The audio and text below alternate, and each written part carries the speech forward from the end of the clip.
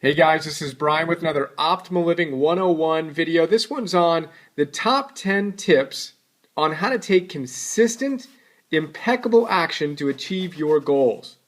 It's the start of 2013. I hope that you've set some inspiring goals for the year.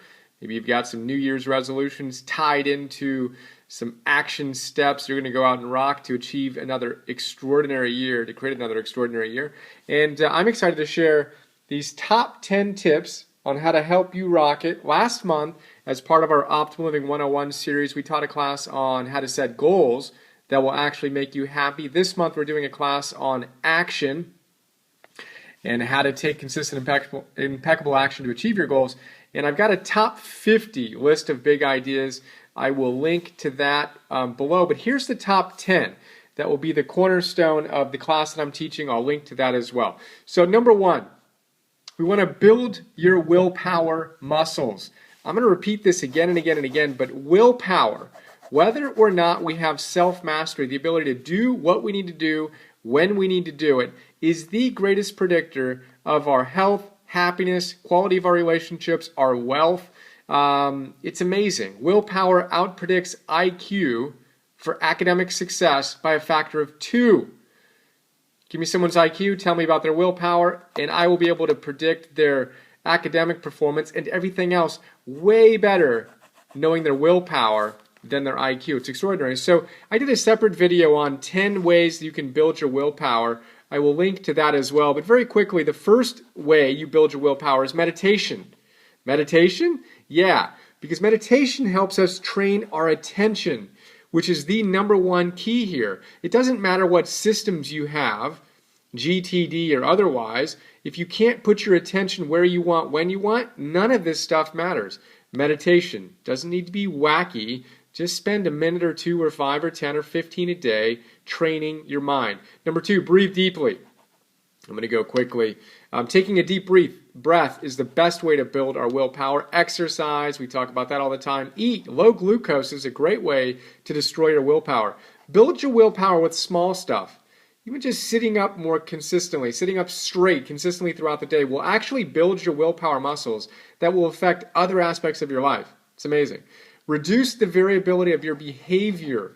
If you want to work out consistently, work out at the same time every day. You want to create more consistently, create before you check your email consistently. Reduce the variability of your behavior. Be nice to yourself. Self-loathing doesn't build willpower. Pre-commit. Know what you're going to do before. We could talk about that for a weekend. Tidy up. Very interestingly, having a clean environment at your home and or office builds your willpower. Tidy up. Bright lines. Bright lines. We need to know where we want to play. Have bright lines to know when we're off. Again, I've got a video with all that in detail.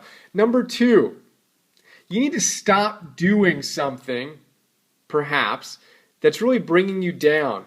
What do you do in your life right now that just doesn't serve you? It might be drinking too much, smoking too much, watching too much TV, yelling at your friends, your colleagues, your spouse, your kids, whatever. What's the number one thing you need to stop doing? Now, again, we can talk about all this fancy stuff, but if you have something in your life that's destroying you, you've got to solve that first. So what's the number one thing that you can stop doing?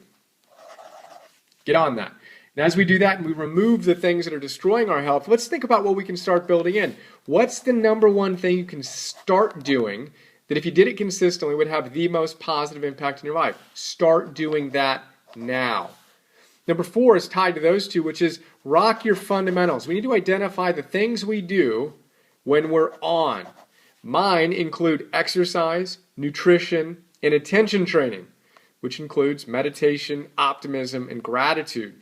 Exercise, nutrition, attention training. It's hard for me to have a bad day or a bad month or a bad year when I'm consistently showing up on these fundamentals. I say all the time, you want to see how tall a building is going to be, look at how deeply they're digging the foundation.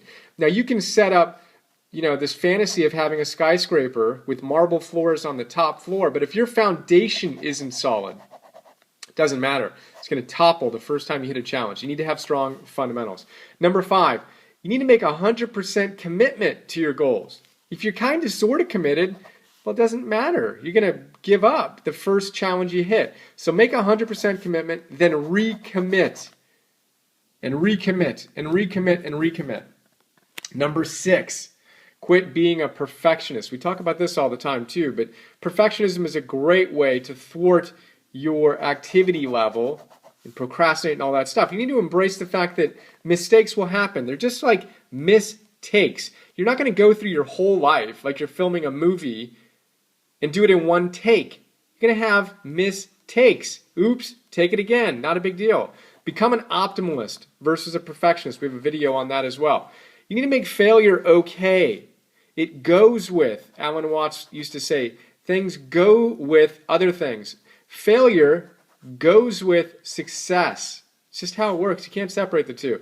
You want to have a growth mindset and you want to experiment with life. That's some ideas we'll talk more about in the class on how to quit being a perfectionist.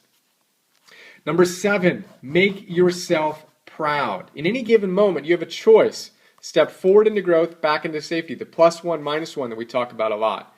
Well, one great way to take a step forward is to make yourself proud. Ask yourself, when you don't feel like doing something, or feeling overwhelmed, stressed, anxious, etc., ask yourself, how can I make myself proud right now? Then do that. It's a powerful, powerful idea. Number 8, now we're getting into the details of getting things done. But again, notice it comes after this stuff. If you go straight to a system, and I basically use a GTD-ish methodology with OmniFocus that I love, but if you go straight here without dealing with this stuff, well, I'm not so sure that's going to be the best approach. But once we get to this idea, getting things done, here's 5 quick ideas we'll talk a lot about more in the weeks ahead and in the class. 1, capture everything. Quit letting things slip. That's huge. Get a trusted system you can put stuff in.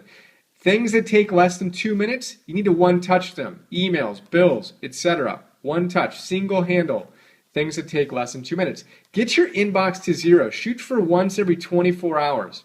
It's an amazingly cool practice that I talked about in a separate video. The only reason you're not doing that is because you're afraid of making a decision or you're just a little bit lazy on pulling the trigger. It's a great habit to discipline yourself to get your inbox to 0 once every 24 hours.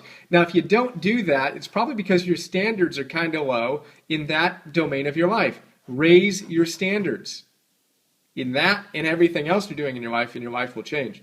And number 5, constrain email time. If you allow email to come in and trickle into your consciousness throughout the day, you're going to have a hard time getting things done. Constrain it. See if you can get all your email done in a half an hour or an hour or 2 hours. Block out that time and knock it out. Don't be sitting there like a little rat pushing a pellet to see if you got more emails. I am guilty of that more often than I'd like to admit. Number 9, know Stephen Covey's 4 quadrants. 4 quadrants. Covey says we can map out things whether they're urgent or important, and we're going to talk a lot about his quadrant 2, quadrant 4. I'll do a separate video just on this.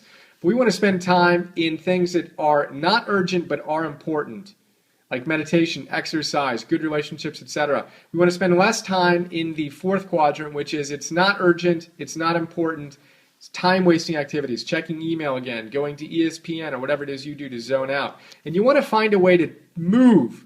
Notice when you're in quadrant 4 doing time-wasting activities, move to quadrant 2. I've got a really fun game we'll talk about in future videos and in the class. And then, of course, you want to put first things first. Things which matter most should never be at the mercy of things that matter least, Goethe tells us. And finally, number 10, as you figure out how to take consistent, impeccable action to achieve your goals, remember to prioritize your happiness. Happiness precedes success, not the other way around.